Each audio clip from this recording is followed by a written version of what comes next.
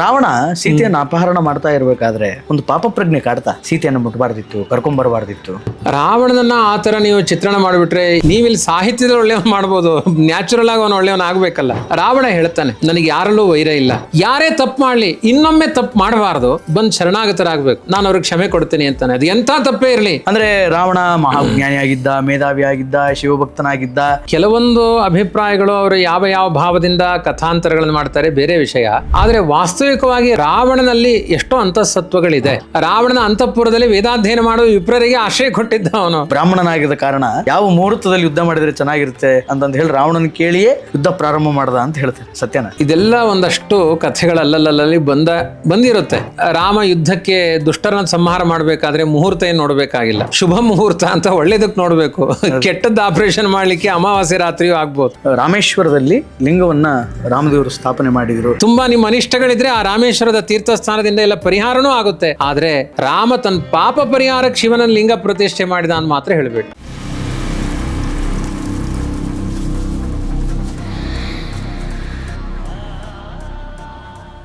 ರಾವಣ ಸೀತೆಯನ್ನು ಅಪಹರಣ ಮಾಡ್ತಾ ಇರ್ಬೇಕಾದ್ರೆ, ಅಪಹರಣ ಮಾಡಿದ ಅನೇಕ ದಿನಗಳಾದ ನಂತರ ಒಂದು ಪಾಪ ಪ್ರಜ್ಞೆ ಕಾಡ್ತಾ ಸೀತೆಯನ್ನು ಮುಟ್ಬಾರ್ದಿತ್ತು, ಕರ್ಕೊಂಬರಬಾರ್ದಿತ್ತು. ಯಾಕಂದ್ರೆ ಸುಮಾರು ಜನ ವರ್ಣನೆ ಮಾಡಿದ್ದಾರೆ, ಈ ಕೆಸರಿನ ತಿಳಿ ನೀರು ಹೆಂಗೆ ಶುದ್ಧಿಯಾಗಿರುತ್ತಲ್ಲ ಆ ರೀತಿ ರಾವಣನ ಮನಸ್ಸಾಗ್ಬಿಟ್ಟಿತ್ತು ಸೀತೆಯನ್ನು ಅಪಹರಣ ಮಾಡಿದ ಮೇಲೆ. ಸೊ ಅಷ್ಟು ಸ್ವಚ್ಛ ಮನಸ್ಸಿತ್ತ ರಾವಣನಿಗೆ. ರಾವಣನನ್ನ ಆ ಥರ ನೀವು ಚಿತ್ರಣ ಮಾಡಿಬಿಟ್ರೆ ಈಗೆಲ್ಲ ಈ ಯುಗದ ಲೇಖಕರಲ್ಲಿ ಆ ಥರ ತುಂಬಾ ಎಲ್ಲಾರನ್ನೂ ಒಳ್ಳೆಯವರು ಅಂತ ಹೇಳುವ ಮನೋಭೂಮಿಕೆಯಿಂದ ಬಹಳ ಒಳ್ಳೆ ಟ್ರೆಂಡ್. ಅದೇ ಕೆಟ್ಟವ್ರನ್ನೂ ಒಳ್ಳೆಯವ್ರನ್ನ ಮಾಡ್ಬಿಡೋಣ ಅನ್ನೋ ಪ್ರಯತ್ನದಲ್ಲಿದ್ದಾರೆ. ನೀವಿಲ್ಲಿ ಸಾಹಿತ್ಯದ ಒಳ್ಳೆಯವನ್ ಮಾಡ್ಬೋದು, ನ್ಯಾಚುರಲ್ ಆಗಿ ಅವನು ಒಳ್ಳೆಯವನ್ ಆಗ್ಬೇಕಲ್ಲ. ರಾವಣ ಹೇಳ್ತಾನೆ, ನನಗೆ ಯಾರಲ್ಲೂ ವೈರ ಇಲ್ಲ. ಅವನದು ರಾಮನದ್ದು ಪ್ರತಿಜ್ಞೆ. ರಾವಣನ ಮುಂದೆ ರಾಮ ಹೇಳ್ತಾನೆ, ಸಕೃದೇವ ಪ್ರಪನ್ನಾಯ ತವಾಸ್ಮೀತಿ ಚ ಯಾಚತೆ ಅಭಯಂ ಸರ್ವಭೂತೇಭ್ಯೋ ದದಾಮ್ಯೇತದ್ ವ್ರತಂ ಮಮ. ಯಾರೇ ತಪ್ಪು ಮಾಡಲಿ ಇನ್ನೊಮ್ಮೆ ತಪ್ಪು ಮಾಡಬಾರ್ದು, ಬಂದು ಶರಣಾಗತರಾಗಬೇಕು, ನಾನು ಅವ್ರಿಗೆ ಕ್ಷಮೆ ಕೊಡ್ತೀನಿ ಅಂತಾನೆ. ಅದು ಎಂಥ ತಪ್ಪೇ ಇರಲಿ, ಯಾರು ಕ್ಷಮೆ ಕೊಡ್ತೇನೆ. ರಾಮ ರಾವಣನಿಗೆ ಈ ಮಾತು ಹೇಳ್ತಾನೆ. ಅವನು ಎಲ್ಲಾ ಸೇನೆಯನ್ನು ಹೊಡೆದಾಕ್ತಾನೆ ಯುದ್ಧಕ್ಕಿಂತ ಮುಂಚೆ, ಯುದ್ಧ ಸಮಯದಲ್ಲೇ. ಸಂಹಾರ ಆಗಕ್ಕಿಂತ ಮುಂಚೆ ಹೇಳ್ತಾನ, ರಾವಣನ ಸಂಹಾರ ಮಾಡಬೇಕು, ಎಲ್ಲಾ ಬಲ ಕಳ್ಕೊಂಡಿದ್ದಾನೆ. ರಾಮ ಹೇಳ್ತಾನೆ, ಒಂದಿನ ರಾತ್ರಿ ಹೋಗು, ವಿಚಾರ ಮಾಡಿ ಬಾ. ಇವತ್ತು ನೀನು ಸಾಯ್ತಿ ಹೊಡೆದ್ರೆ ನಿನ್ನನ್ನು ಸಾಯಿಸಲ್ಲ, ನನ್ನಲ್ಲಿ ಒಂದು ಕಾರುಣ್ಯ ಇದೆ, ತಿಳಿ ನೀರು ಹಾಕ್ತೀಯ, ಆದರೆ ಆಗಿ ಬಾ ಅಂತ ಕಳಿಸ್ತಾನೆ. ಅದು ಬಗಡದ ನೀರೇ ಆಗುತ್ತೆ, ತಿಳಿ ನೀರು ಆಗಲ್ಲ ಅಂತ ರಾಮಾಯಣದಲ್ಲಿದೆ. ಅವಾಗ ಹೊಡಿತಾನೆ. ಇಷ್ಟು ಅವಕಾಶಗಳನ್ನು ಕೊಟ್ಟರು ಮೇಲೂ ನೀನು ಇದರಲ್ಲಿ ಅದರ ಫಲವನ್ನು ಪಡಿತಾ ಇಲ್ಲ, ನಿನ್ನ ದುರ್ಬುದ್ಧಿಯನ್ನು ಬಿಡ್ತಾ ಇಲ್ಲ ಅಂದರೆ ಈ ಜೀವಾತು ಸರಿ ಇಲ್ಲ ಅಂತ ಹೇಳಿ ಅದಕ್ಕೆ. ಯಾಕಂದ್ರೆ ಇವತ್ತು ರಾವಣನ ವೈಭವ ಬಹಳ ಪೀಕಲ್ಲಿದೆ. ಒಂದಿಷ್ಟು ಸಿನಿಮಾಗಳು ಅವು ಇವು ಎಲ್ಲ ಬರ್ತಾ ಇದೆ, ಅದಕ್ಕೆ ಸಂಬಂಧಪಟ್ಟಂತೆ ರಾವಣನ ಒಂದು ಎಲಿವೇಶನ್ ಮೂಡಲ್ ತೋರಿಸ್ತಾ ಇದ್ದಾರೆ ಇವತ್ತು. ಅಂದರೆ ರಾವಣ ಮಹಾಜ್ಞಾನಿಯಾಗಿದ್ದ, ಮೇಧಾವಿಯಾಗಿದ್ದ, ಶಿವಭಕ್ತನಾಗಿದ್ದ. ರಾವಣನ ಒಂದು ಏನು ಆರ್ಭಟಕ್ಕೆ ಪದರುಡೋರೇ ಇದ್ದಿರಲಿಲ್ಲ, ಬರೋರೇ ಅಲ್ಲ. ಕೆಲವೊಂದು ಅಭಿಪ್ರಾಯಗಳು ಅವರು ಯಾವ ಯಾವ ಭಾವದಿಂದ ಕಥಾಂತರಗಳನ್ನು ಮಾಡ್ತಾರೆ ಬೇರೆ ವಿಷಯ.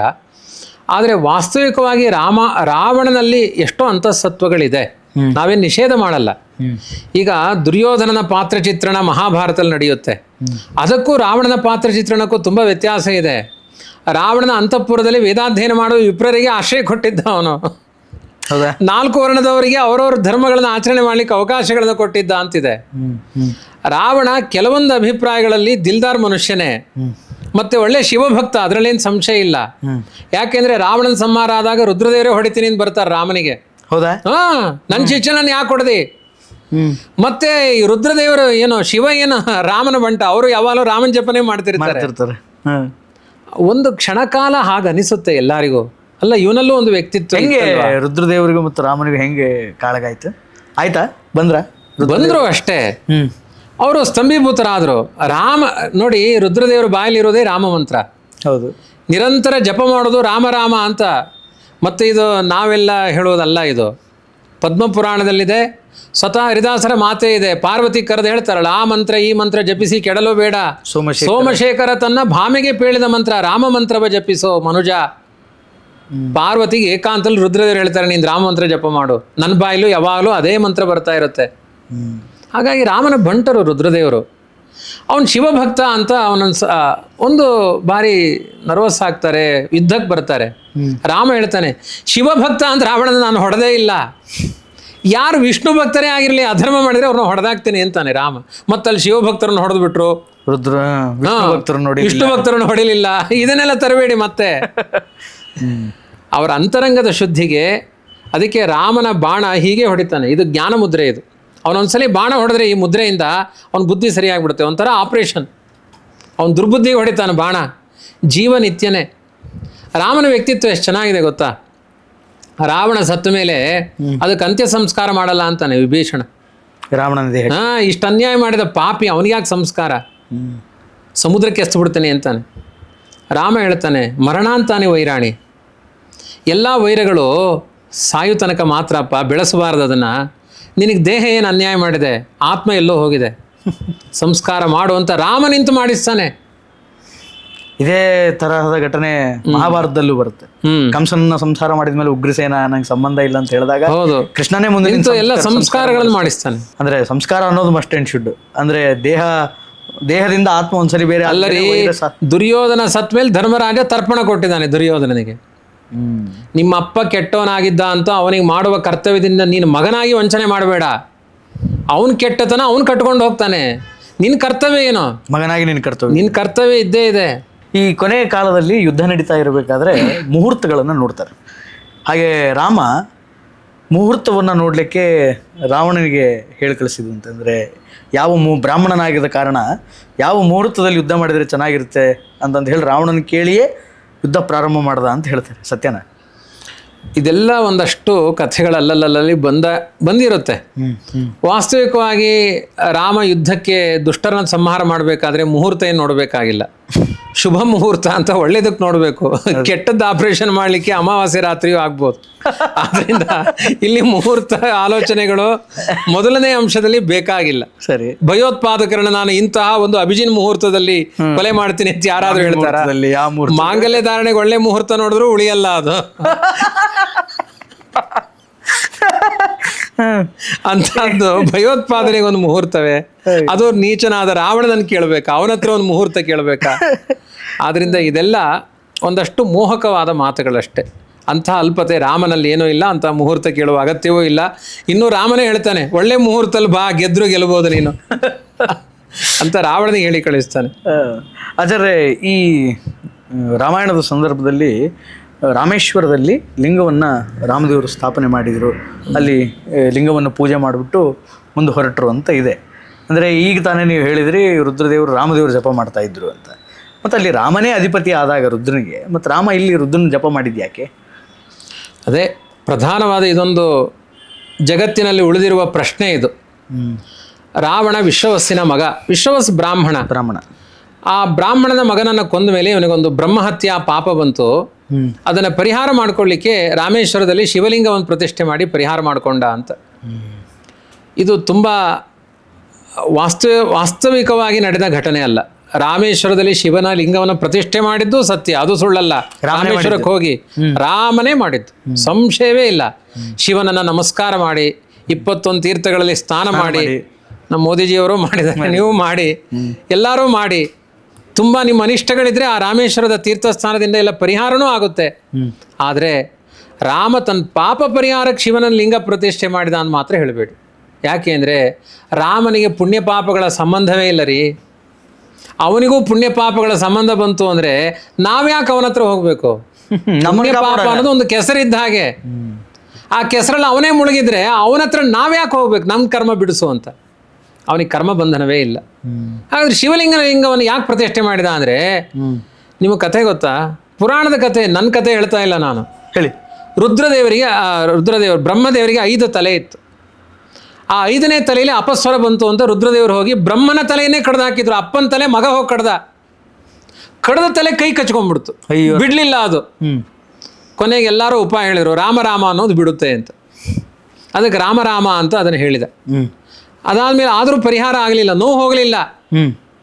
ರಾಮನೇ ಹೇಳಿದ, ರಾವಣನ ಸಂಹಾರಕ್ಕೋಸ್ಕರ ಒಂದು ಸೇತುವೆ ಕಟ್ಟಿದಿನಲ್ಲ, ಭಯೋತ್ಪಾದನ ನಿಗ್ರಹಕ್ಕೋಸ್ಕರ ಕಟ್ಟಿದ ಸೇತುವೆ ನೋಡಿದ್ರು ಅವರಿಗೆ ಬ್ರಹ್ಮಹತ್ಯಾ ಪಾಪ ಬರಲ್ಲ. ನಿನಗೀಗ ಪಾಪ ಬಂದಿದೆ, ನವಪಾಷಾಣ ಇದೆ, ನನ್ನ ಸೇತುವೆ ಇದೆ, ಅದರ ತುಂಡಿದೆ, ಇವತ್ತೂ ಇದೆ ನವಪಾಷಾಣ ರಾಮಸೇತು. ರಾಮಸೇತು. ಅದರ ಒಂದು ತುಂಡಿದೆ, ಅದು ನೋಡ್ತಾ ಇರೋ. ನೀನು ಆ ಅಪ್ಪನ ತಲೆ ಕಡಿದು ಪಾಪ ಇದೆಯಲ್ಲ, ಅದು ಪರಿಹಾರ ಆಗುತ್ತೆ. ಮೊಮ್ಮಗ ರೀ ರಾಮನಿಗೆ, ಶಿವ ಮೊಮ್ಮಗ ಆಗಬೇಕು. ವಿಷ್ಣುವಿನ ಅವತಾರ ರಾಮ, ರಾಮ. ಅವನ ಮಗ ಬ್ರಹ್ಮ, ವಿಷ್ಣುವಿನ ಮಗ ಬ್ರಹ್ಮ, ಬ್ರಹ್ಮನ ಮಗ ರುದ್ರ, ಮೊಮ್ಮಗನಿಗೆ ಒಳ್ಳೇದಾಗಲಿ ಅಂತ ಅಜ್ಜಯ್ಯ ಒಂದು ಆ ಎದುರುಗಡೆ ಕೂತ್ಕೊಳ್ಳೋ ಹಾಗೆ ವ್ಯವಸ್ಥೆ ಮಾಡಿದ. ನನ್ನ ಸೇತುವೆ ನೋಡ್ತಾ ಇರೋ, ನಿನ್ನ ಬ್ರಹ್ಮಹತ್ಯಾ ಪಾಪ ಪರಿಹಾರ ಆಗುತ್ತೆ. ಅಂದ್ರೆ ರಾಮೇಶ್ವರದಲ್ಲಿ ಕೂತ್ ಸೇತುವೆ ನೋಡ್ತಾ ಇದ್ದಾರೆ ಅಷ್ಟೇ. ಬ್ಯೂಟಿ. ಅವ್ರು ಅದನ್ನು ನೋಡ್ತಾ ಇದ್ದಾರೆ, ನಮಗೂ ಆ ಪಾಪ ಪರಿಹಾರ ಮಾಡ್ತಾರೆ. ನಾವು ಅವರನ್ನು ನೋಡ್ತೀವಿ, ಸೇತುವೆಯನ್ನು ನೋಡ್ತೀವಿ. ಶಿವನಿಗೆ ತುಂಬಾ ದೊಡ್ಡ ಸ್ಥಾನ ಇದೆ ವೈಷ್ಣವ ಧರ್ಮದಲ್ಲಿ. ವೈಷ್ಣವಾನಾಂ ಯಥಾಶಂಭು ಅಂತ. ಪರಮ ವೈಷ್ಣವಾಗ್ರಣಿ ರುದ್ರದೇವರು. ನಾವು ಶಿವ, ರುದ್ರ, ಮಹೇಶ ಅಂತನೂ ಕರೆಯಲ್ಲ, ರುದ್ರದೇವರು. ಅಷ್ಟು ಗೌರವ. ರಾಮನ ಅವತಾರ ಮುಗಿದಿದ್ದು ಹೆಂಗೆ ಅಂದ್ರೆ ರಾವಣನ ಸಂಹಾರ ಆದಮೇಲೆ ಮುಗಿತಾ ರಾಮಾಯಣ, ಅಥವಾ ಅದಾದಮೇಲೆ ಒಂದು ಸ್ವಲ್ಪ ಲವಕುಶರ ಜೊತೆಗೆ ಕಾಳಗ ಅದೆಲ್ಲ ಅಂತ ಬರುತ್ತೆ? ದೇಹ ಸಮಾಪ್ತಿ ಆಗಿದ್ದು ಹೆಂಗೆ ರಾಮಂದು ಅಂತ? ರಾಮನ ದೇಹ ಅದು ವಾಸ್ತವಿಕವಾಗಿ ರಾಮನ 11,500 ವರ್ಷ ಆಳ್ವಿಕೆ. ನಕ್ಷತ್ರಮಾನದ ಪ್ರಕಾರ 13 ಸಹಸ್ರಕಂ, 13,000 ವರ್ಷ ರಾಮನ ಆಳ್ವಿಕೆ. ವಾಲ್ಮೀಕಿ ರಾಮಾಯಣದಲ್ಲಿ ಚಿತ್ರಣ ಇರೋದು ಬಹುತೇಕ ಒಂದು 40-50 ವರ್ಷದ ಅಷ್ಟೇ ಚಿತ್ರಣ. 40-50 ಅಷ್ಟೇ.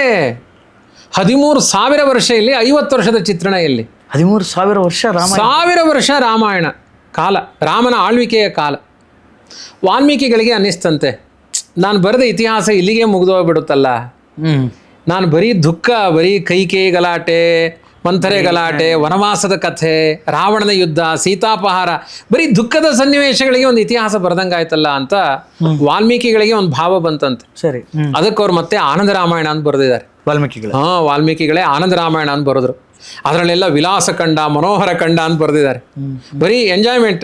ರಾಮದೇವರ ಆಳ್ವಿಕೆಯಲ್ಲಿ ಯಾರ್ಯಾರು ಹೇಗೆ ಆಗ್ತಾ ಇತ್ತು, ಹೇಗೆ ಎಂಜಾಯ್ ಮಾಡ್ತಾ ಇದ್ರು ಅಂತ ತುಂಬಾ ಅದ್ಭುತವಾಗಿದೆ. ಹೇಳ್ಬೋದಾಚಾರ ಒಂದೆರಡು ಯಾವ್ದಾದ್ರು ಉದಾಹರಣೆಗೆ ನೋಡಿ, ಒಂದು ಕಾಗೆ ಬಂತಂತೆ, ಚೆನ್ನಾಗಿದೆ, ಮಕ್ಕಳಿಗೆಲ್ಲ ಉಪಯೋಗಕ್ಕೆ ಬರುತ್ತೆ. ನೀವು ಯಾವುದೋ ಹೇಳಿದ್ರೆ ಉಪಯೋಗಕ್ಕೆ ಬರೋದು ಹೇಳ್ಬೇಕು. ಒಂದು ಕಾಗೆ ಬಂತಂತೆ, ರಾಮ ನಂಗೊಂದು ನ್ಯಾಯ ಕೊಡು ಅಂತ.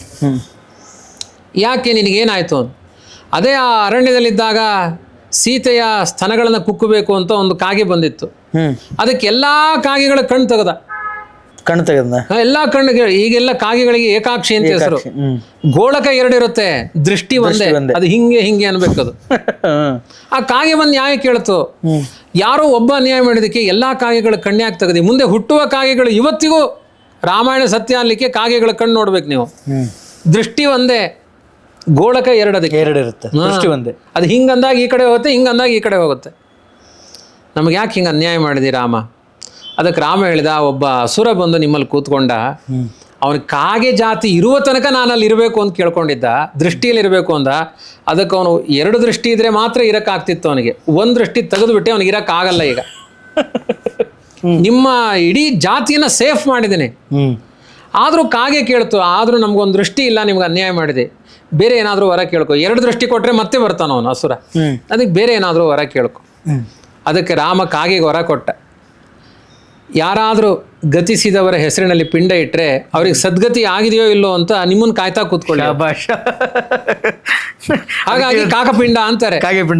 ಅದು ಅಲ್ಲಿ ಸ್ವರ್ಗ ಆಗಿದ್ರೆ ಬಂದು ಮುಟ್ಟುತ್ತೆ, ಇಲ್ಲಾಂದ್ರೆ ಮುಟ್ಟಲ್ಲ. ಅದು ರಾಮನ ವರ ಕಾಗೆಗಳಿಗೆ.